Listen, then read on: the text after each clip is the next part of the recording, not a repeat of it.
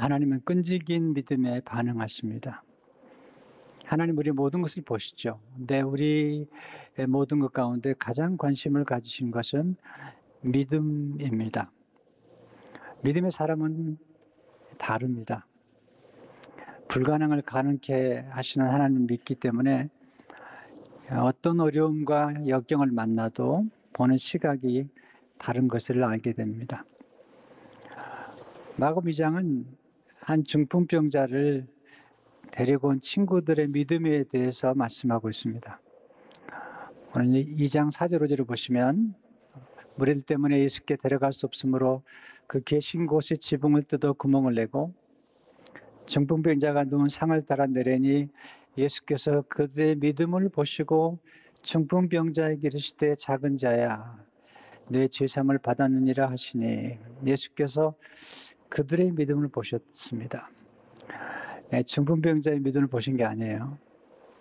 중풍병자를 데리고 온 친구들의 믿음을 보신 겁니다. 수로보니게 여인이 딸 때문에 예수님께 나오죠. 예수님이 보신 것은 그 딸의 믿음이 아니고 어머니의 믿음을 보시고 그 딸을 고쳐주십니다. 중요한 것은 주님께서 믿음을 보셨다는 것입니다. 하나님의 관심은 우리의 믿음이 있고 그리고 믿음이 성장하는데 하나님의 관심이 있습니다. 예수님께서 이 4명의 친구들의 믿음을 보셨을 때 그 믿음이 뭘까요? 어떤 믿음을 보신 걸까요? 그 믿음은 끈질긴 믿음이죠.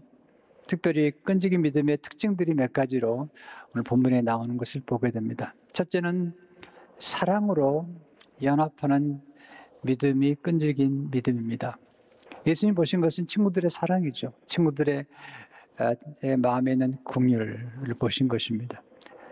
2장 3절을 보시면 사람들이 한 중풍병자를 4사람에게 메어가지고 예수께로 올세. 예수님이 4사람의 사랑을 보신 것입니다. 하나님이 찾으시는 믿음은 차가운 믿음이 아닙니다. 냉정한 믿음이 아닙니다. 따뜻한 믿음인 것을 보게 됩니다. 사도 바울은 갈라디아서 5장 6절에서 그리스도 예수 안에서는 할례나 무할례나 혈육이 없으되 사랑으로서 역사하는 믿음뿐이니라. 이 세상에서 가장 강력한 힘은 사랑입니다. 사랑은 거대한 에너지입니다. 사랑은 사람과 사람을 연결시키는 끈입니다. 또한 사랑은 동사입니다. 사랑 때문에 움직이죠. 사랑 때문에 중풍병자 친구들이 움직였고 또 사랑 때문에 예수님의 마음이 움직인 것을 보게 됩니다. 하나님을 움직이는 가장 강력한 힘은 사랑입니다. 왜냐하면 하나님이 사랑이시기 때문이죠. 하나님 사랑하셔서 독생자를 보내셨어요. 네, 그러면서 사랑은 동사입니다. 요한일서 4장 10절을 보게 되면 사랑은 여기 있으니 우리가 하나님을 사랑하는 것이 아니요 하나님이 우리를 사랑하사 우리 죄를 속하기 위하여 화목제물로 그 아들을 보내셨습니다. 하나님 사랑이신데요 우리 사랑하셔서 아들을 보내신 것입니다. 4명의 중병자가 예수님께 나올 때 그건 결코 쉬운 일이 아닙니다. 여기서 우리는 연합으로 하나됨, 같은 마음, 같은 믿음, 같은 사랑, 같은 말, 같은 방향, 같은 보조, 같은 뜻을 봅니다. 4명이 이 중풍병자를 데려올 때 방향이 같았고 보조가 같았죠. 말이 같았죠. 어떤 사람이 한 사람만이라도 중풍병자가 낫는다는 것은 말이 안 돼. 만약에 그렇게 부정적인 말을 했다면 예수님께로 들어올 수 없었을 것입니다. 성경은 연합하는 것과 하나됨을 아주 강조합니다. 에베소 4장 3절을 보시면 평안의 면은 줄로 성령이 하나 되게 하신 것을 힘써 지키라. 빌립보 5장 2절을 보시면 마음을 같이하여 같은 사랑을 가지고 뜻을 합하여 한 마음을 품어 고린도전서 1장 10절에 보시면 형제들아 내가 우리 주 예수 그리스도 이름으로 너희를 권하니 모두가 같은 말을 하고 너희 가운데 분쟁이 없이 같은 마음과 같은 뜻으로 온전히 합하라. 고린도서 4장 13절을 보시면 우리가 같은 믿음의 마음을 가졌으니 우리도 믿었으므로 또한 말하노라. 하나님은 연합하는 것을 좋아하시고요. 사탄은 분리자입니다. 분열을 낳고 분열은 불행을 낳습니다. 그러니까 연합은 사랑을 낳고 그리고 행복을 낳습니다. 하나님이 축복하시는 걸 보면 형제가 연합하는 것을 보면서 축복하시죠. 시편 133편 1절에 3절을 보시면 보라 형제가 연합하여 동거함이 어찌 그리 선하고 아름다운고 머리 있는 보배로운 기름이 수염 곧 아론의 수염이 흘러서 그의 어깨까지 내린 것 같고 헐몬의 이슬이 시온의 산들에 내린 것 같도다. 그것에 여호와께서 복을 명령하셨나니 곧 영생이로다. 연합은 선한 것입니다. 그리고 아름다운 것입니다. 그리고 복된 것입니다. 이 네 사람이 연합해서 이 중풍병자를 데려온 것은 아름다운 믿음의 모범이죠. 두 번째로 뒤로 물러서지 않는 믿음이 끈질긴 믿음입니다. 예수님이 가시는 곳마다 사람들이 몰려왔습니다. 사람들이 몰려온 이유는 예수님께서 진리를 말씀해 주셨기 때문이죠.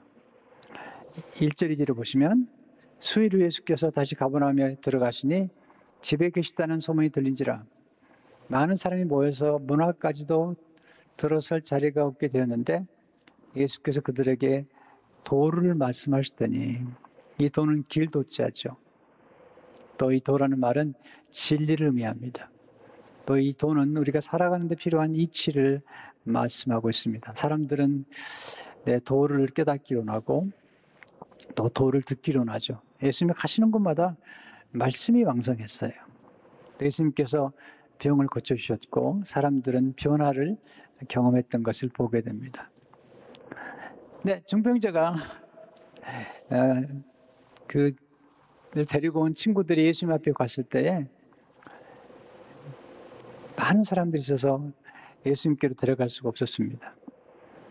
근데 그들은 물러서지 않았고 예수님께 나아갈 길을 찾았습니다. 그리고 지붕을 뚫는 그런 놀라운 일을 이룩한 것을 보게 됩니다. 2장 4절을 들어보시면 무리들 때문에 예수께 데려갈 수 없으므로 그 계신 곳에 지붕을 뜯어 구멍을 내고 중풍병자가 누운 상을 달아내리니 예수께서 그의 믿음을 보시고 그들의 믿음을 보시고 중풍병자에게 이르시되 작은 자야 내 죄사함을 받았느니라 하시니 참 놀라운 믿음이죠. 이게 하나님이 기뻐하신 믿음이죠. 우리는 너무 쉽게 포기하잖아요. 우리의 실패는 너무 쉽게 포기하는 데 있습니다. 우리의 문제는 너무 쉽게 뒤로 물러서는 데 있습니다. 승리는 뒤로 물러서지 않는 것입니다. 승리는 어떤 난관을 만나도 포기하지 않는 것입니다. 히브리서 11장은 믿음장인데요. 믿음장에 들어가는 그 문이 그 10장 마지막 부분에 나옵니다. 믿으면 뒤로 물러가지 않는다는 것입니다. 히브리서 10장 38절과 39절을 보시면 나의 의인은 믿음으로 말미암아 살리라. 네, 의인은 믿음으로 말미암아 살리라 이렇게 정의를 하고요. 어떻게 사는 게 믿음으로 사는 것일까? 또한 뒤로 물러가면 내 마음이 그를 기뻐하지 아니하리라 하셨느니라. 우리 뒤로 물러가 멸망할 자가 아니요 오직 영혼을 구원함에 이르는 믿음을 가진 자니라. 이 뒤로 물러서지 않을 때 지혜가 임합니다. 조금 더 버티고 조금 더 견딜 때 우린 지혜를 얻게 되는 것을 경험하게 됩니다. 남이 볼 수 없는 것을 본 거예요. 누가 지붕을 뚫고 예수님께로 중풍병자에 내릴 거라고 생각했겠어요. 이게 창의력이죠. 창의력이 뭐죠? 창의력이란 남이 볼 수 없는 것을 보는 것입니다. 또한 남이 생각하지 못한 것을 생각해내는 것입니다. 창의력은 남이 볼 수 없는 길을 찾아내는 것입니다. 거의 많은 사람들이 수많은 사람이 모였는데 그 지붕을 뚫고 예수님이 선 바로 그 자리에 이 환자를 내린다는 것은 굉장한 통찰이죠. 우리 믿음 그러면 그냥 무조건 믿는 거라고 생각하는데 성경에서 나오는 믿음은 그런 게 아니고요. 끈질긴 믿음은 끈질긴 관찰을 의미합니다. 자세히 관찰해 보니까 지붕이 보인 거죠. 또한 끈질긴 믿음은 끈질긴 숙고를 의미합니다. 깊이 생각하는 것. 짧지만 깊이 생각하는 중에 깊이 관찰한 중에 이 지붕을 본 거죠. 이게 더 중요한 게 있습니다. 끈질긴 믿음은 끈질긴 행동을 의미합니다. 아무리 좋은 창의력을 갖다 하더라도, 아무리 좋은 아이디어가 있다 하더라도 액션을 취하지 않으면 거의 쓸모가 없잖아요. 이 사람들은 지붕을 뚫을 생각을 했고 그 지붕을 뚫은 것입니다. 끈질긴 믿음의 특징인 것을 보게 됩니다. 세 번째, 장애물을 극복하는 믿음이 끈질긴 믿음입니다. 2장 4절을 보세요. 무리 때문에 예수께 들어갈 수가 없으므로 예수님께 나가야 되는데 많은 무리 때문에 예수님께 나갈 수가 없는 것입니다. 뭐가 장애물이죠? 예수님께 나가지 못하게 만드는 것, 이게 장애물이죠. 누가복음은 많은 무리들이었습니다. 느헤미야가 예루살렘 성벽을 재건할 때 수많은 장벽, 수많은 장애를 극복하잖아요. 우리가 인생을 살면서 승리하려면 장애물들을 잘 극복하고 또 장애물을 이해를 잘해야 됩니다. 그래야만이 승리할 수가 있습니다. 어떻게 장애물을 극복할 수 있죠? 첫째, 기도하십시오. 우리 항상 기도해야 되지만 장애물을 만나면 더욱 많이 기도해야 됩니다. 왜냐하면 우리가 기도할 때 이 장애물을 바라보는, 문제를 바라보는 이 시각, 이 관점이 하나님의 관점을 갖게 되기 때문이에요. 인생의 문제는 시각의 문제잖아요. 어떤 관점을 보느냐가 중요한데 우리가 기도할 때 장애물을 극복할 수 있도록 지혜를 주시고 또 장애물을 보는 시각을 새롭게 해주는 걸 보게 되죠. 야고보서 10장 5절을 보게 되면 너희 중에 누구든지 지혜가 부족하거든 모든 사람에게 후히 주시고 꾸짖지 않냐 하신 하나님께 구하라 그리하면 주시리라. 이스라엘 백성들이 홍해 앞에 섰어요. 뒤에는 애굽의 군대가 지금 추적해 오고요. 진퇴양난이죠. 근데 홍해 앞에 섰던 이스라엘 민족들은 원망합니다. 근데 모세는 기도합니다. 보세요. 미숙하면 원망합니다. 성숙하면 기도합니다. 이스라엘 민족은 미숙해요. 그래서 자꾸 원망해요. 그런데 모세는 기도합니다. 그 기도가 놀라워요. 출애굽기 14장 13절 14절을 보게 되면 모세가 백성에게 이르되 너희는 두려워하지 말고 가만히 있어서 여호와께서 오늘 너희를 위하여 행하시는 구원을 보라. 너희가 오늘 본 애굽 사람을 영원히 다시 보지 아니하리라. 여호와께서 너희를 위하여 싸우시리니 너는 가만히 있을지니라. 누가 홍해에 길이 있을 걸 알았겠어요? 근데 모세가 기도할 때 하나님이 길을 열어주신 것을 보게 됩니다. 장애를 만나면 기도하셔야 됩니다. 큰 장애를 만나면 더 많이 기도해야 됩니다. 두 번째로 장애를 극복하기 위해서는 말씀을 묵상하십시오. 성경은 말씀 묵상하는 사람이 누린 축복을 얘기하면서 그 중에 하나가 장애물을 극복하는 축복이라는 것이죠. 시편 119편 165절을 보십시오. 주의 법을 사랑하는 자에게는 큰 평안이 있으니 그들에게 장애물이 없으리이다. 왜 우리가 하나님 말씀 묵상하죠? 묵상하려면 좀 고요한 시간을 가져야 되잖아요. 하나님 말씀 묵상할 때 우리가 평안을 경험하게 됩니다. 고요함. 하나님의 말씀을 묵상하지 않으면 우리 마음속에 자꾸 불안, 그리고 염려, 두려움이 엄습해 옵니다. 그런데 평안을 마음에 갖게 되면 눈이 열립니다. 눈이 열리면 보는 관점이 달라집니다. 장애물이 이 축복이라는 사실도 깨닫게 됩니다. 자, 보세요.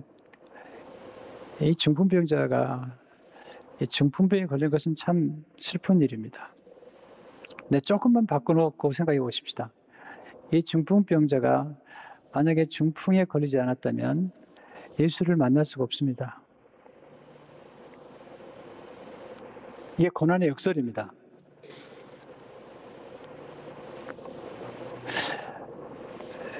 제일 큰 축복은 예수를 만난 거거든요. 제일 큰 축복은 영생을 얻는 거거든요.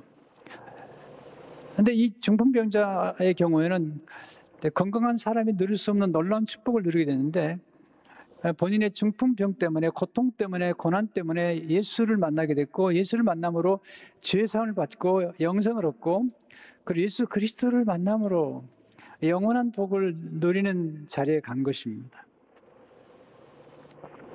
이런 안목들, 이런 시각들이 어디서 오냐면 말씀을 묵상할 때 경험하는 것입니다.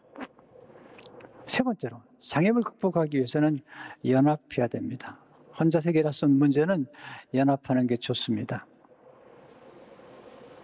장애물을 만나면 어떤 사람은 무너져 버려요. 문제 앞에 무너집니다. 근데 장애물을 만나면 어떤 사람들은 장애물이 기회가 됩니다. 연합해서 지금 이 중풍병자를 들어온 사람들은 이 중풍병자를 품었습니다. 이게 굉장히 중요한 원리인데요. 중풍병이라는 문제, 중풍병자라는 문제를 내가 품을 것인가 아니면 품지 않을 것인가. 이 4명의 친구들은 이 중풍병자를 품었어요. 곧 문제를 품은 것입니다. 근데 품었더니 예수를 만나면서 이 문제가 기적이 된 것입니다. 중풍병자만 복을 받은 게 아닙니다. 주님은 중풍병자들을 중간에 데리고 온 4명의 친구들의 믿음을 보시고 칭찬하신 거거든요. 장애물을 만나게 되면 우리는 굉장한 에너지가 필요하거든요. 혼자 힘으로 안 될 때가 있습니다. 그래서 기도가 필요하고 또 연합이 필요한 것이죠. 쉬운 문제는 혼자 해결할 수 있을지 모르지만 진짜 어려운 문제를 만나면 연합해야 됩니다. 그리고 하나님의 능력이 필요한 것입니다. 하나님이 원하시는 건 뭐냐면 장애물을 주신 다음에 장애물을 극복할 수 있도록 도와줄 뿐만 아니라 얼마나 간절한가를 보여주기 위해서 우리에게 어려운 문제를 허락해 주시는 것을 보게 되죠. 네 번째로, 예수님은 우리가 구하는 것보다 더 많은 것을 허락해 주십니다. 5절을 보세요. 예수께서 그들의 믿음을 보시고 중풍병자에 이르시되 작은 자야 내 죄사함을 받았니라 하시니, 지금 중풍병자가 원했던 것은, 그 친구들이 원했던 것은 병을 고쳐주는 것이지만 주님은 그들이 원하는 것보다 필요한 것을 주신 것입니다. 예수님은 우리가 원하는 것보다도 우리가 필요한 것을 주십니다. 또한 우리가 필요한 것을 채워주심으로 우리가 원하는 것을 함께 충족시켜 주시는 것을 보게 됩니다.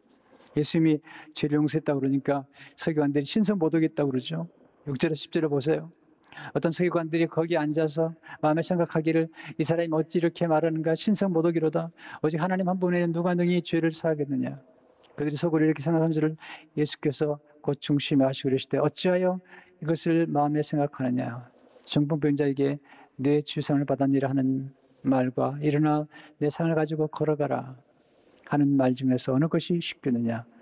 그러나 인자가 땅에서 죄를 사는 권세가 있는 줄을 너희로 알게 하려 하노라 하시고 중풍병자에게 말씀하시되, 인생에서 가장 심각한 문제는 죄의 문제죠. 이 문제를 해결할 분 예수님밖에 없어요. 이 마가복음 2장의 스토리의 핵심은, 그리고 스토리의 주인공은 사실 중풍병자도 아니고 중풍병자를 데려온 4사람도 아니에요.